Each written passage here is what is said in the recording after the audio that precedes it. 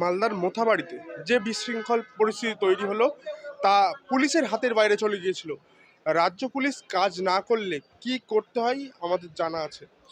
সাফ হুঁশিয়ারি দিল সুপ্রিম কোর্ট। দেখুন, আজকে এসআইআর নিয়ে বলুন তো 12টা রাজ্যে এসআইআর হয়েছে, তার মধ্যে পশ্চিমবাংলা। 11টা রাজ্যে এসআইআর নিয়ে কোনো টু শব্দ আছে, কিন্তু আমাদের এই মুখ্যমন্ত্রী, এই মমতা ব্যানার্জি, এই মমতা খালা, এই মমতা আপা, এই মমতা বাবু এসআইআর চালু হতেই বলল আমি বেঁচে থাকতে এসআইআর হতে দেবো না, বিসমিল্লাতেই গলত করে দেবো। আবার ইনিই প্রথম এসআইআর ফর্ম। আজকে এই যে এসআইআর নিয়ে গন্ডগোল, মোথাবাড়ি গন্ডগোল, আজকে সুপ্রিম কোর্টে যদি মমতা ব্যানার্জি না যেত, প্লিজ মেলট 5 মিনিটস যদি না করতো, তাহলে এই দিনটা বাংলার মানুষকে দেখতে হতো। এখন তো না মোদি না দিদি, সবটাই তো সুপ্রিম কোর্টের আন্ডারে চলছে। তাই মোথাবাড়িতে যে কাণ্ডটা ঘটেছে, ওখানে একজন লয়ার মোফাক্কুল ইসলাম, একটা বাংলায় কথা আছে যে উজরি নেই কবি গোস, পুলিশ কিসি কো নেই হোগা দোষ।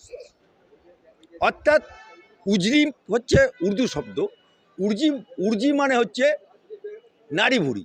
তা নারী ভুঁড়িকে আপনি তেল, দারচিনি, এলাচ, মশলা যাই দিন, কোনোদিন বলবে না যে ওটা মাংস খাচ্ছে।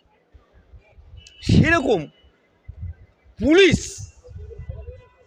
যতই তোমার পেয়ারের লোক হোক, যতই তোমার বন্ধু লোক হোক, যতই তোমার এক টেবিলে ঢুকুস টাকুস হোক, সে কিন্তু আসলে পুলিশ।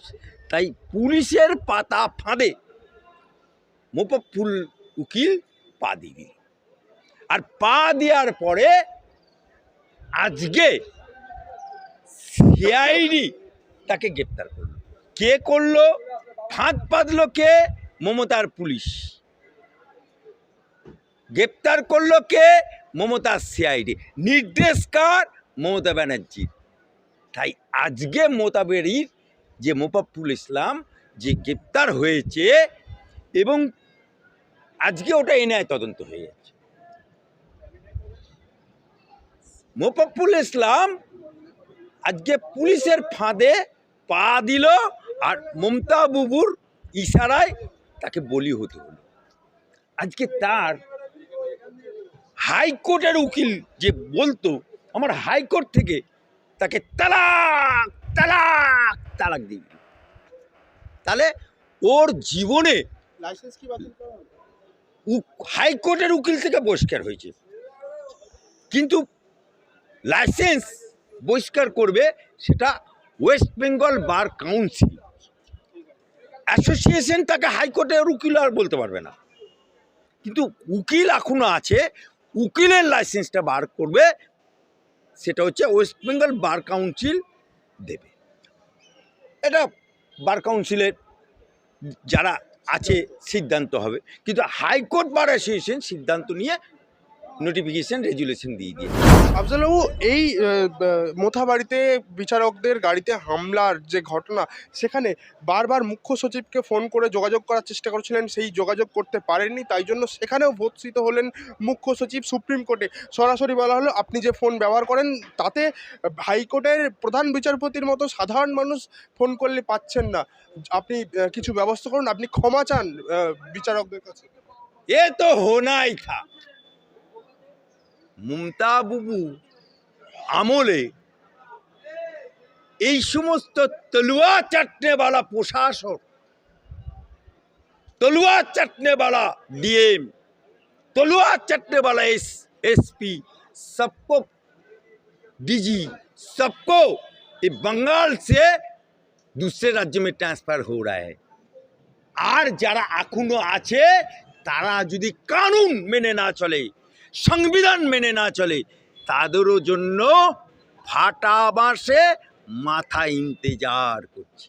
এখানে যেখানে বলা হচ্ছে যে এই মুখ্য সচিব তাকে ক্ষমা চাইতে হবে, সেই জায়গায় কুণাল ঘোষ বলছে এটা মুখ্য সচিবকে অপমান করা, মুখ্য সচিব এখানে ভর্ৎসিত হয়নি, এটা হয়েছে ইলেকশন কমিশন দ্বারা নিয়োজিত মুখ্য সচিব, অর্থাৎ ইলেকশন কমিশন নির্বাচিত করেছিল। দেখ ছিনাল ঘোষ জেলখাটা আসামি, 3.5 বছরের জেলখাটা আসামি, নন ম্যাট্রিক সাংবাদিক, সে আবার কি জানে? হ্যাঁ, বেলেঘাটা সে তৃণমূল কি জানে যে পিজেন ভ্যান বাজিয়ে বলেছিল মমতার চোখ, যে বলেছিল 7,000 টাকা সব কালীঘাটে আছে, সেই মমতা বাবুর পা চেটে চাটা গোলামটা, সে কি বললো আর না বললো জনগণের গলাটা